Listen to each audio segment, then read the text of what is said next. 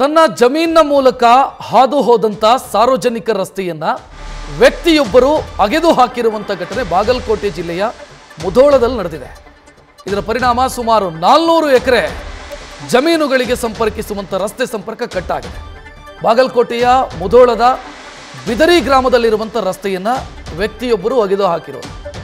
ಜಮೀನಿಗೆ ಹೋಗಿರುವಂತ ರಸ್ತೆ ಸಂಚಾರ ಸದ್ಯ ಬಂದ್ ಆಗಿದೆ. ಇವರು ಮಾಡಿದಂತ ಕೆಲಸದಿಂದಾಗಿ ಉಳಿದ ರೈತರು ಸದ್ಯ ಅತಂತ್ರ ಸ್ಥಿತಿಯಲ್ಲಿದ್ದಾರೆ.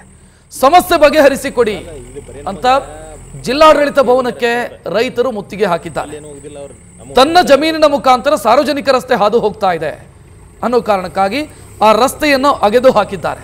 ಇದರ ಪರಿಣಾಮ ಏನಾಗಿದೆ ಅಂತಂದ್ರೆ ಅದೇ ರಸ್ತೆಯ ಮುಖಾಂತರ ಬೇರೆ ಒಂದು 400 ಎಕರೆ ಜಾಗಕ್ಕೆ ಸಂಪರ್ಕ ಕಲ್ಪಿಸಲಾಗ್ತಾ ಇತ್ತು.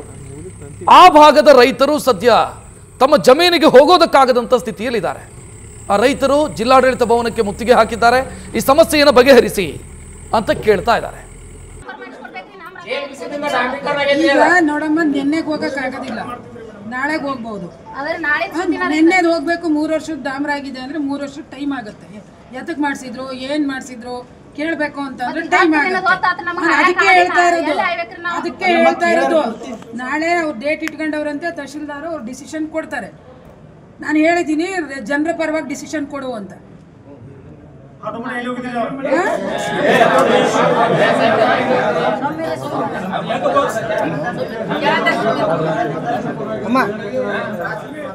ನನ್ನ ಕೆಲಸದಲ್ಲಿ ನಾವೇನ್ ಮಾಡ್ಬೇಕು ಅದನ್ನ ನಾನು ಮಾಡ್ತಿದ್ದೀನಿ. SP ಅವ್ರಿಗೂ ಡೈರೆಕ್ಷನ್ ಕೊಟ್ಟಿದ್ದೀನಿ. ಆ ಥರದ್ದು ಏನಾದ್ರು ತೊಂದರೆ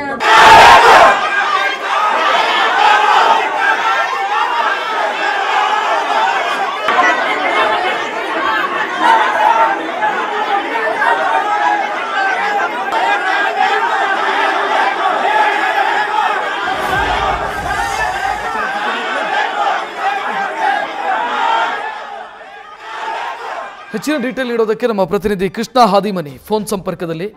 ಕೃಷ್ಣ, ದೃಶ್ಯ ಗಮನಿಸ್ತಾ ಇದ್ದೀವಿ, ಪ್ರತಿಭಟನೆ ಮಾಡ್ತಾ ಇರೋದೆಲ್ಲ ನೋಡ್ತಾ ಇದ್ದೀವಿ.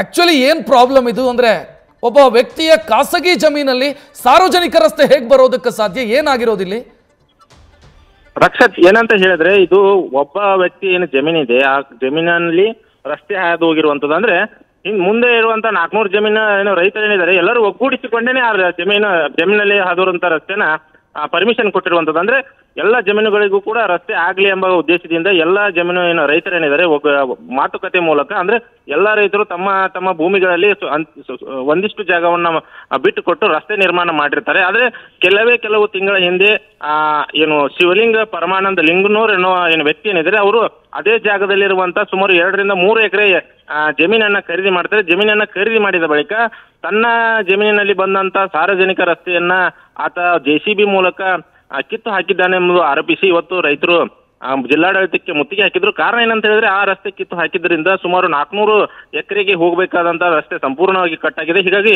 40 ರಿಂದ 50 ಕುಟುಂಬಗಳು ಹೀಗಾಗಿ ತಮ್ಮ ಹೊಲಗಳಿಗೆ ಯಾವುದೇ ರೀತಿಯಾದಂತ ಹೋಗೋಕ್ ಆಗ್ತಿಲ್ಲ ಮತ್ತು ಅಲ್ಲಿ ಬೆಳೆ ಮತ್ತೆ ಉಳುಮೆ ಮಾಡೋದಕ್ಕೆ ಅಸಾಧ್ಯ ಆಗ್ತಾ ಇದೆ. ಹೀಗಾಗಿ ಕಳೆದ 10 ದಿನಗಳಿಂದಲೂ ಕೂಡ ಈ ಬಗ್ಗೆ ಸಮಸ್ಯೆ ಬಗೆಹರಿಸುವಂತೆ ಜಿಲ್ಲಾಡಳಿತಕ್ಕಾಗ್ಲಿ ಮತ್ತೆ ಸಂಬಂಧಪಟ್ಟ ಇಲಾಖೆಗೂ ಕೂಡ ಸಾಕಷ್ಟು ರೈತರು ಅಲೆದಾಟ ನಡೆಸಿದ್ರು. ಆದ್ರೂ ಕೂಡ ಯಾವುದೇ ರೀತಿಯಾದಂತ ಪರಿಹಾರ ಸಿಕ್ಕಿರಲಿಲ್ಲ. ಹೀಗಾಗಿ ರೋಷಿ ಹೋದಂತ ರೈತರು ಇವತ್ತು ಜಿಲ್ಲಾಡಳಿತ ಭವನಕ್ಕೆ ಮುತ್ತಿಗೆ ಹಾಕಿದ್ರು.